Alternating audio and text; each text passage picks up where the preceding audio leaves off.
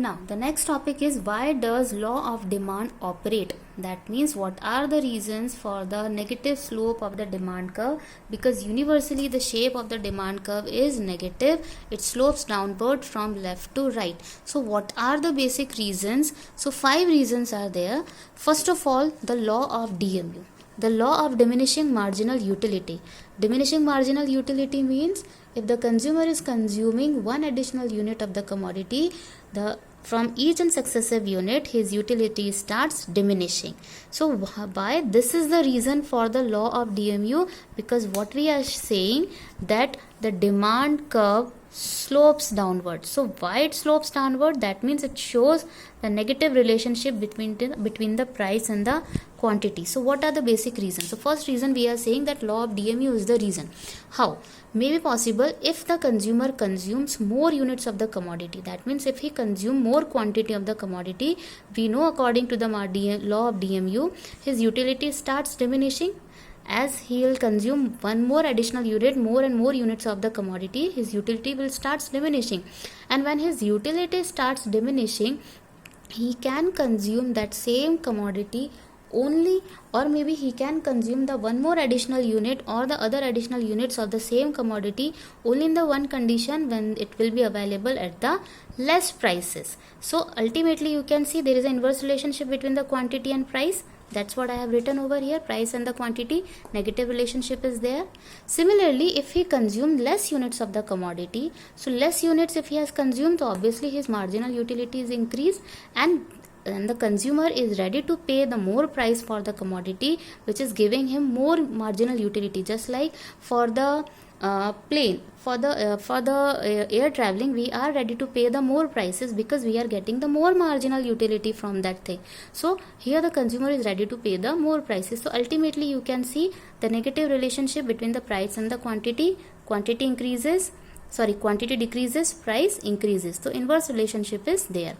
Here, if he consume more units of the commodity, his utility will start decreasing, and for purchasing or for consuming the additional unit of the commodity, he will spend money if the commodity is available at the less prices. So ultimately inverse relationship is there between the price and the quantity. So this is the first reason for the law of demand, why demand curve goes downward, why there is a negative relationship between price and the quantity. So first reason is the law of DMU. Now the second one is the substitution effect. Substitution effect, that means if the price of tea increases, the quantity of the tea will reduce because the consumer will reduce the consumption of the tea. Why he will reduce the consumption of the tea? Because now he will shift to its substitute good. And what is the substitute good of the tea? That is coffee. That means if the price of tea in the beginning is PT, on that time he was consuming QT units of the commodity. If the price of the tea increases from PT to PT1, he will reduce its consumption from QT to QT1. So this much gap is there. That means now why he will reduce the consumption from QT to QT1? Now he will substitute its consumption of tea with the coffee because there is no change in the price of a coffee. So that is why demand curve slopes downward. So substitution effect is also the reason for the downward sloping of the demand curve. Similarly, if the price of tea decreases, automatically consumer will start consuming more quantity of the tea. Now he will shift his consumption from coffee to tea. So this is the second reason, substitution effect. You can see over here properly. Why he will change the consumption of the tea? Because now the consumer will shift to the coffee because there is no change in the price of the coffee.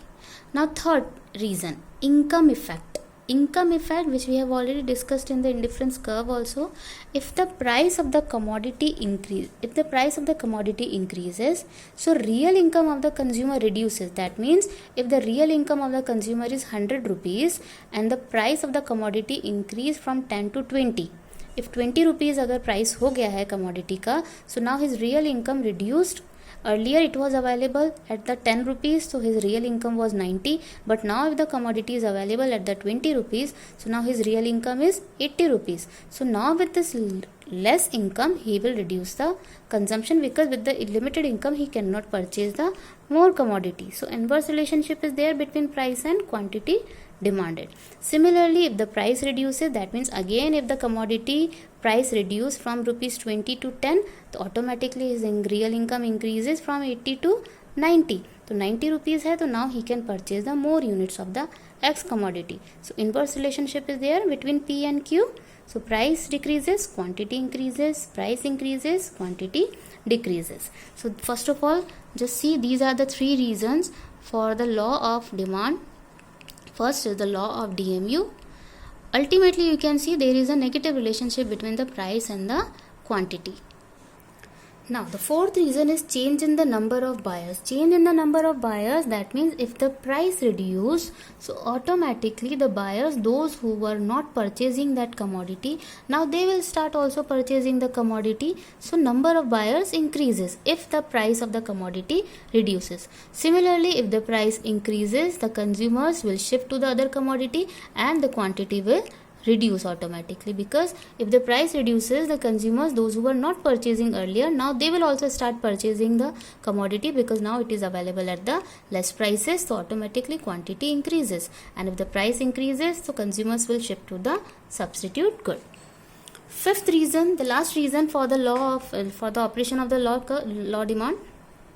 demand, that is the alternative uses.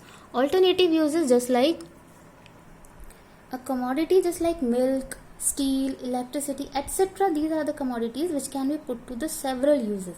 So when the price of the commodity increases, the consumers reduce the use of that commodity. Just like if the price of the electricity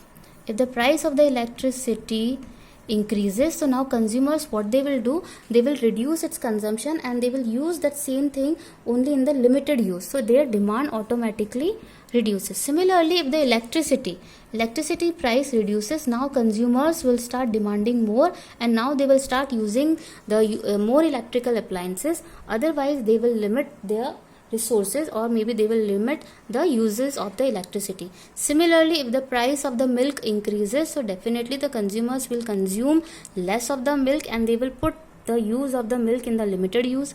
Similarly, if the price of the milk reduces, the demand of the milk increases. Reason behind, because now the consumers will use the milk in the alternative way, in the different ways, just like for buttermilk, for paneer, for ice cream, for so many things we will use.